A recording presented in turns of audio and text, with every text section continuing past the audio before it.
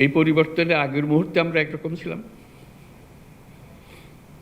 এক জগতে বাস করতাম, মেনে নিয়েছিলাম সবকিছু যেভাবে আছে সেভাবেই হবে। একটা বালিশ যদি 1 লক্ষ টাকা দিয়ে কিনতে হয়, আমরা 1 লক্ষ টাকা দিয়ে কিনবো? ওইভাবে নিয়ম ওইভাবে করেছি। এখন তো হঠাৎ করে পাল্টে গেছে সবকিছু।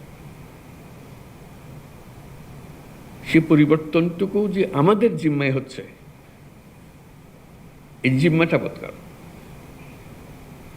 কেউ এটা নির্দেশ দিয়ে কাউকে করাতে পারবে না, এবং আপনি সেটা না করলে ওই মেয়াদ শেষ।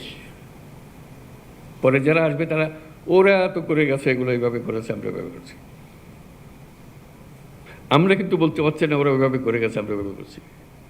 ওদের যুগ শেষ, এটা আমাদের যুগ। এটা 1000 বছরের পরিবর্তন। এই 1000 বছরের পরিবর্তন আমাদের হাত দিয়ে হচ্ছে, আমাদেরকে সে সুযোগ করে দিয়েছে। এই সুযোগটা নেওয়া, এই সম্মেলনে বসে সেটুকু চিন্তা করা আমরা কি করতে পারি।